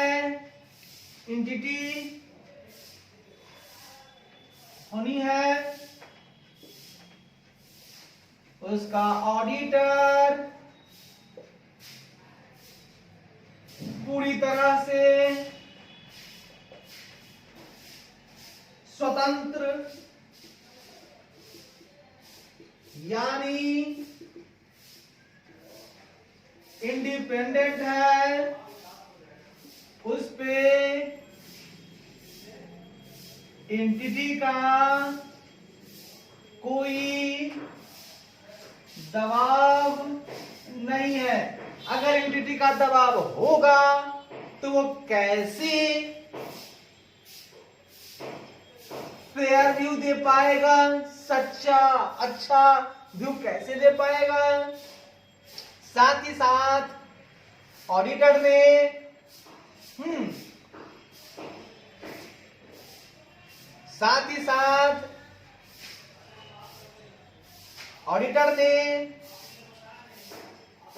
अदर एथिकल रिस्पॉन्सिबिलिटी को भी माना है।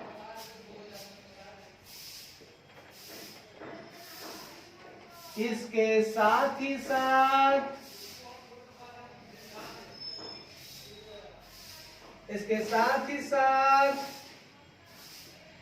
ऑडिट से संबंधित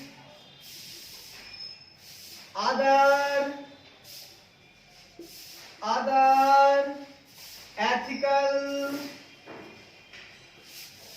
रिक्वायरमेंट को भी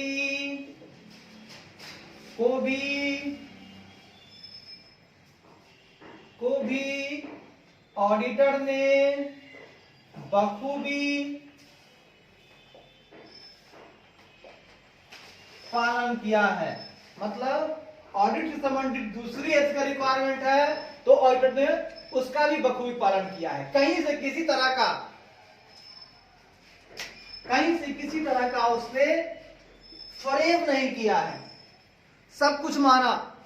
उसने स्टैंडर्ड ऑडिटिंग को माना, उसने अपनी रिस्पॉन्सिबिलिटी को माना, उसने रेलेवेंट एथिकल रिक्वायरमेंट को माना, उसके अनुसार वो पूरी तरह से इंडिपेंडेंट है, उसके एंटिटी का कोई दबाव उस पर नहीं है, उस पर कोई दबाव नहीं है।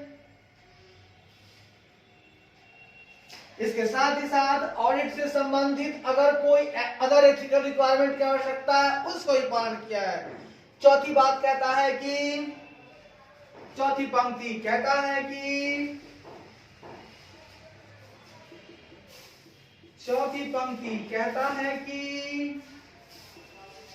चौथी पंक्ति कहती है कि ऑडिटर को विश्वास है कि ऑडिटर को विश्वास है कि ऑडिटर को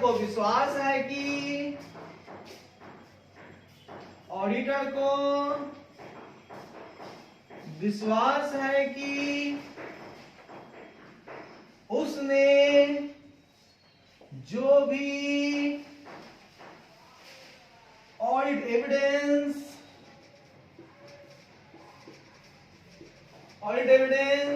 प्राप्त किया है, उसने जो भी एविडेंस प्राप्त किया है,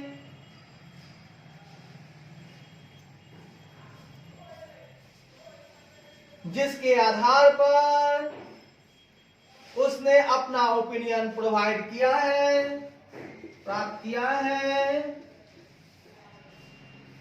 जिसके आधार पर उसने अपना ओपिनियन व्यक्त किया है, वह पूर्ण रूप से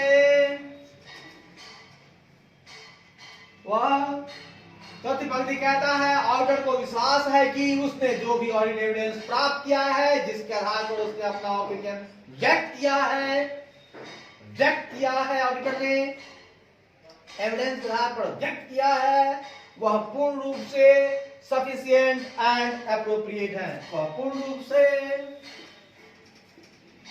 सफिशिएंट यानी क्वांटिटी तथा एप्रोप्रिएट यानी क्वालिटी। पूर्ण रूप से क्वांटिटी भी ठीक है, क्वालिटी भी ठीक है। इस प्रकार बेसिस फॉर ओपिनियन सेक्शन हमें इंपोर्टेंट कंटेक्स्ट प्रोवाइड करता है। इस प्रकार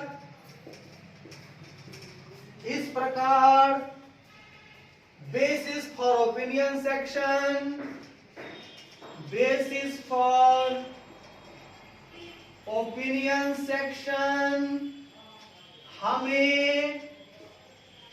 हमें प्रोवाइड करता है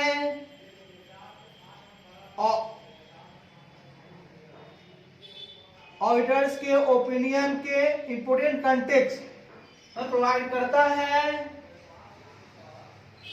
important context about the auditor's opinion,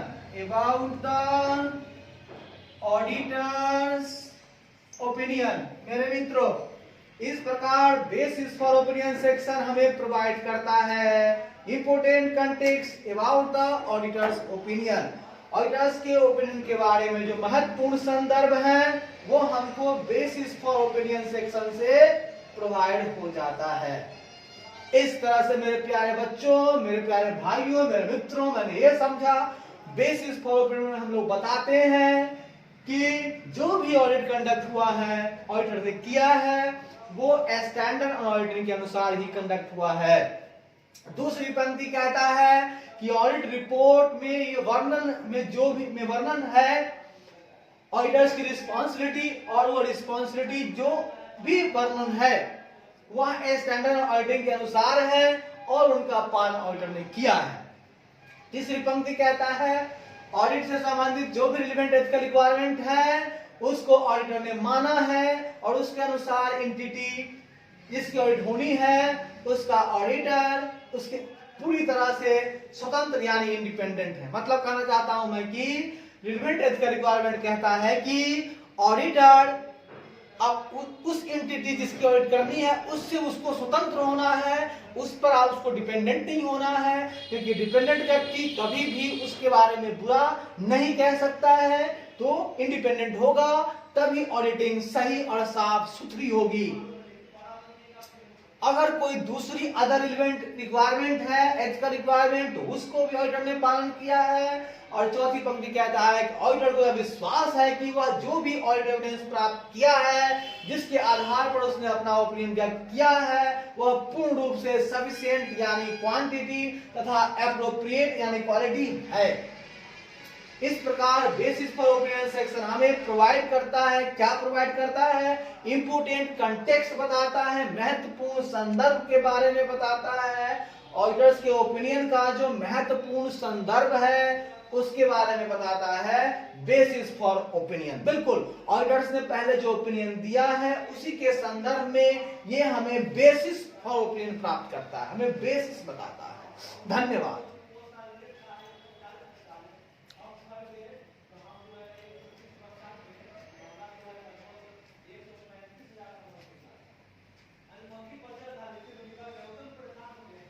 आइए मेरे मित्रों,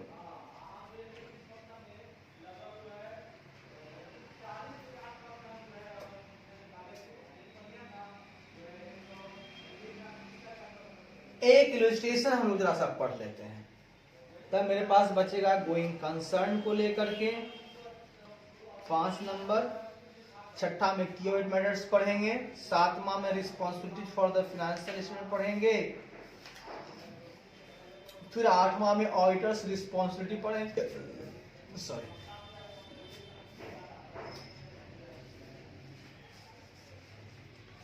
तेरा खत्म हो जाएगा।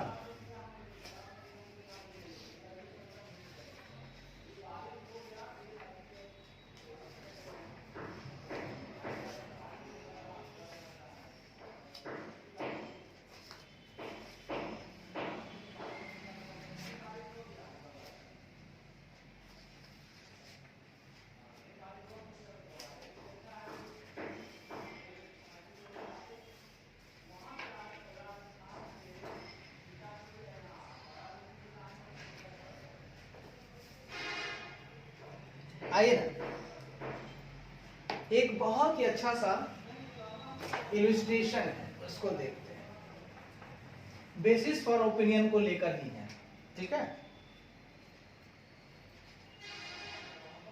बेसिस फॉर ओपिनियन को लेकर ही है।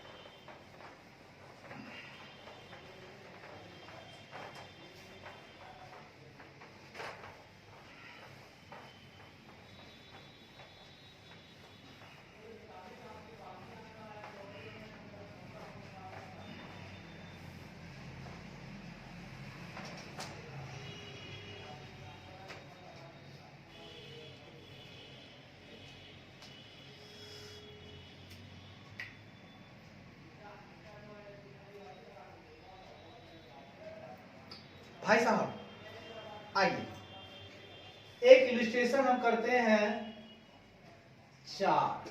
क्या क्या क्वेश्चन पहले समझते हैं फिर जवाब तक चलेंगे। कहता है messrs kite right and associates, कौन है साहब?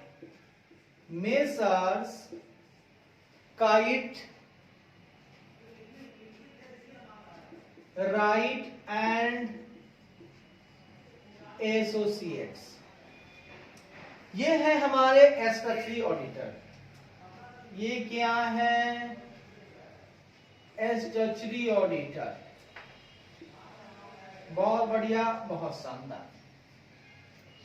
और किसका है? प्राइम डीलक्स लिमिटेड का। एंटिटी कौन है हमारा? एंटिटी है हमारा प्राइम डीलक्स लिमिटेड।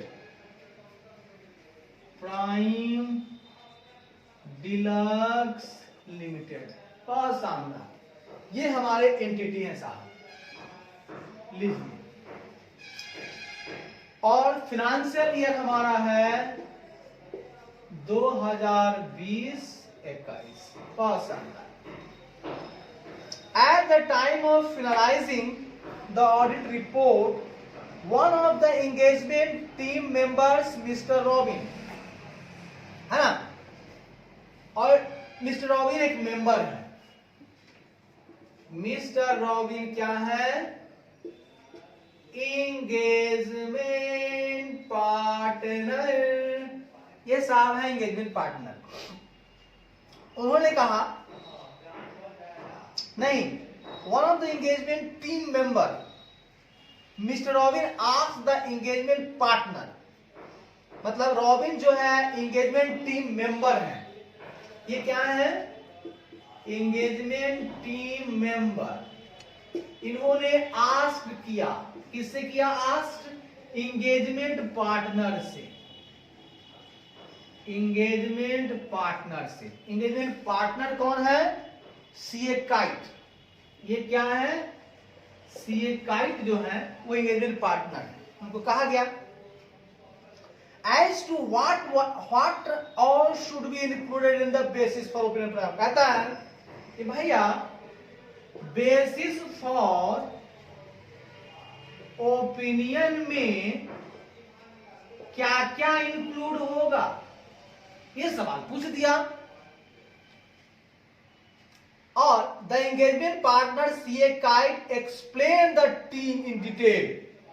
अब एंगेजमेंट पार्टनर जो इस सीए काइट है, ये कहे कि भैया लो हम डिस्क्राइब करते हैं, डिस्क्राइब इन डिटेल में हम डिस्क्राइब करते हैं, कर दो।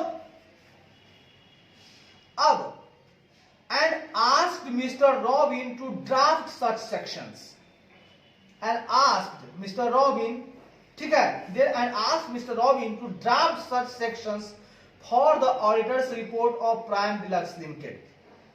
अब उन्होंने कहा कि लो हम एक्सप्लेन करते हैं, लेकिन मिस्टर रॉबिन तुम ड्राफ्ट करो। हम तब बोलते जाएंगे तुम ड्राफ्ट करो। अब ड्राफ्ट करना है, अब हमको रॉबिन को हेल्प करना है। रॉबिन को हमें हेल्प करना है कि सर जरा सा ड्राफ्ट करवा दीजिए ना। तो ड्राफ्ट में क्या कहता है? फर्स्ट लाइन कि भैया स्टैंडर्ड ऑन SAS के हिसाब से, स्टैंडर्ड ऑडिटिंग के हिसाब से ऑडिट हुआ है, पहला लाइन। दूसरा, स्टैंडर्ड ऑन ऑडिटिंग, ऑडिटिंग के हिसाब से ऑडिटर की जो भी रिस्पॉन्सिबिलिटी है ऑडिटर ने माना है। बिल्कुल सही बात है, ऑडिटर की जो रिस्पॉन्सिबिलिटी है माना है। तीसरा, रिलीवेंट एथिकल रिक्वायरमेंट के को ऑडिटर ने मानते हुए एंटिटी से इंडिपेंडेंट है, ऑडिटर इंडिपेंडेंट है, तथा अदर एथिकल रिक्वायरमेंट को भी ऑडिटर ने माना है। अदर एथिकल रिक्वायरमेंट को भी माना है। चौथा लाइन कहता है कि जो भी ऑडिट एविडेंस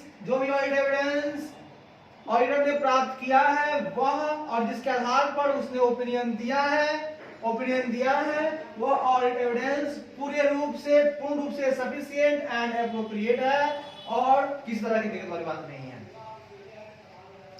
ये तो अपने से हम कर लिए। अब जरा सा हम इसको करते हैं मेरे मित्रों, अब हम इसको करेंगे अपने हिसाब से, बुक इस भाषा, देखते हैं क्या बुक कह रहे हैं।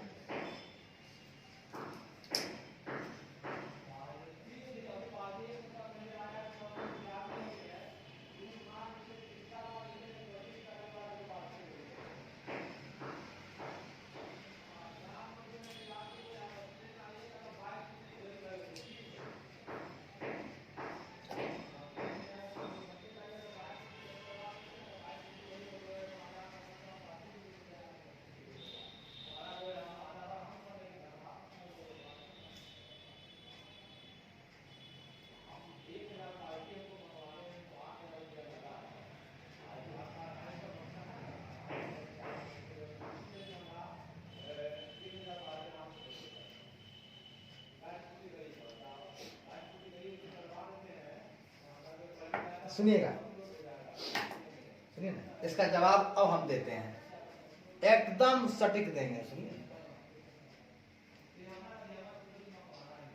सुनते जाइए।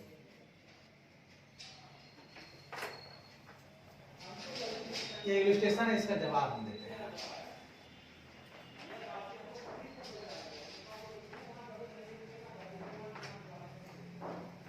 एकदम देहाती भाषाएं पढ़ना है, कोई जरूरत नहीं है इंग्लैंड जाना है, इंडिया में करना है प्रैक्टिस तो इंग्लैंड जाना है।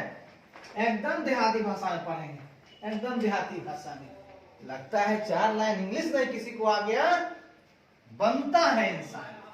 हम हिंदुस्तानी हैं, हम हिंदी को ही अपनी राष्ट्रभाषा माने, हिंदी में काम करेंगे, हिंदी में अपने क्लाइंट को समझाएं। क्या मेरा क्लाइंट विदेश से आएगा?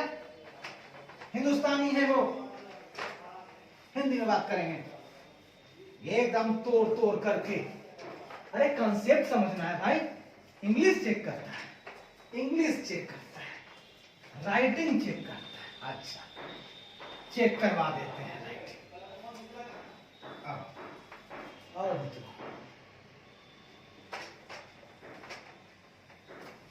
किसी का गुलाम नहीं हूं मैं, मन का राजा हूं मैं, गुलाम नहीं। आइए मित्रों, इसका जवाब मैं पहले दूंगा। ऑडिटर बोलेगा, ऑडिटर बोलेगा एकदम आराम से, ऑडिटर बोलेगा हम लोगों ने, ऑडिटर बोला, ऑडिटर बोला हम लोगों ने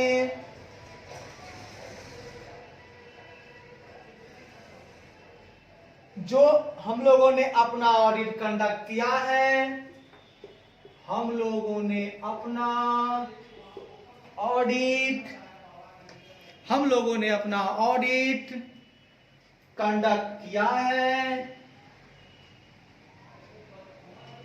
कंडक्ट किया है, वह स्टैंडर्ड ऑन ऑडिटिंग के अनुसार किया है, वह स्टैंडर्ड ऑन ऑडिटिंग के, स्टैंडर्ड ऑन ऑडिटिंग के अनुसार किया है, जो स्पेसिफाइड है, जो स्पेसिफाइड है। स्टैंडर्ड कहां स्पेसिफाइड है? जो स्पेसिफाइड है। आइए मेरे प्यारे दोस्तों, आइए फिर आगे बढ़ते हैं।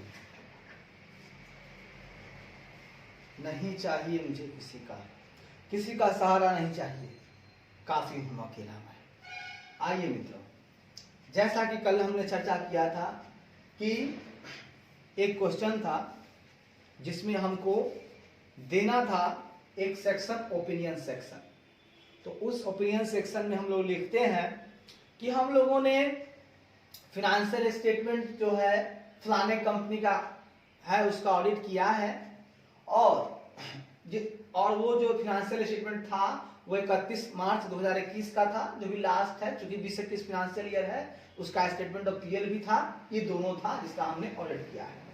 तथा नोट्स टू अकाउंट जो था सो, या आप कहेंगे summary of significant accounting policy जो था उसकी समरी भी हम लोगों ने लिखी है, समरी भी हमने दिया है, ऑडिट किया है उसका भी, और अदर एक्सप्लेनेटरी इंफॉर्मेशन जो भी शामिल है उन सभी का हमने ऑडिट किया है।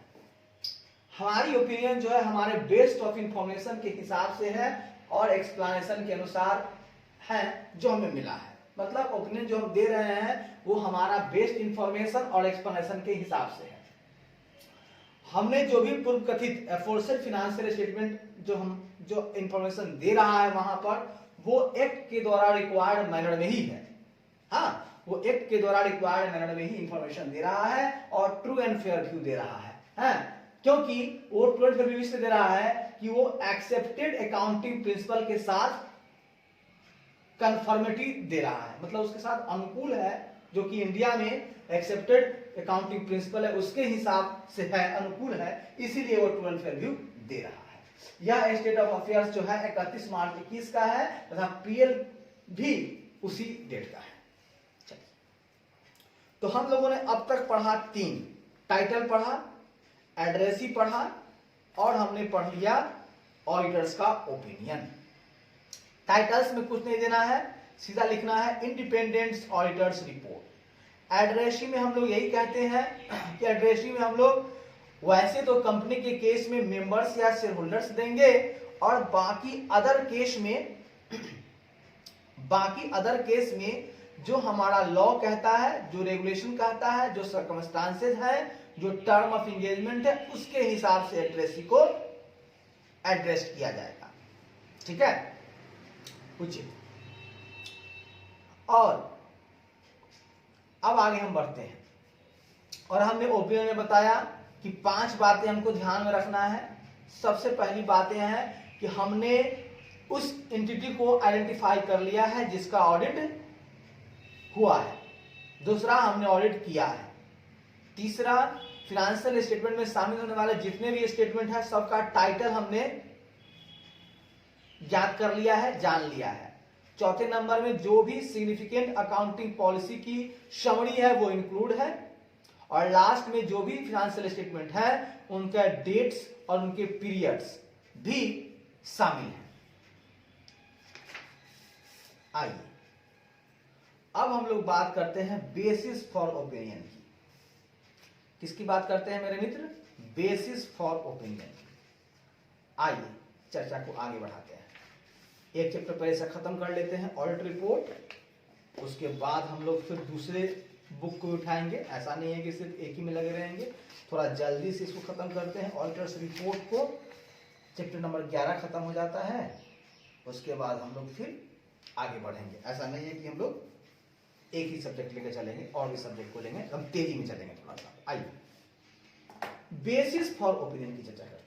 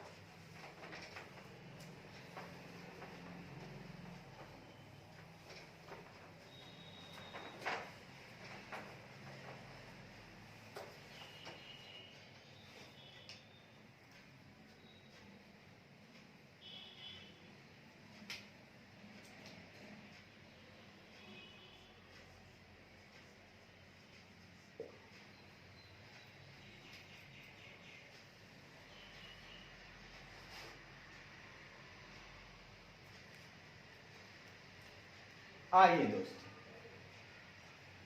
चौथा नंबर में है बेसिस फॉर ओपिनियन। बिल्कुल सही बात है, जब हमने ओपिनियन दिया है तो उसका बेसिस भी तो होगा, बेसिस फॉर ओपिनियन लिखा हुआ है। पहला point, the auditor's report shall include a section. Auditor's report में, ठीक है, ऑडिटर्स रिपोर्ट में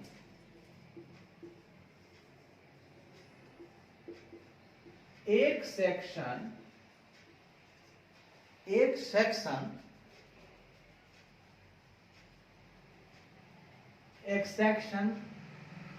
और भी इंक्लूड होता है। बहुत बढ़िया, बहुत शानदार, एक सेक्शन और इंक्लूड होता है। Directly following the opinion section with the heading, जो कि सीधा सीधा नीचे लिखे गए जो है उसमें लिखे रहते हैं। ओपिनियन सेक्शन में ये लिखे रहते हैं, जिनका हेडिंग हम लोग क्या देते हैं, जिनका हेडिंग होता है बेसिस फॉर ओपिनियन। जिनका हेडिंग क्या होता है दोस्तों, बेसिस फॉर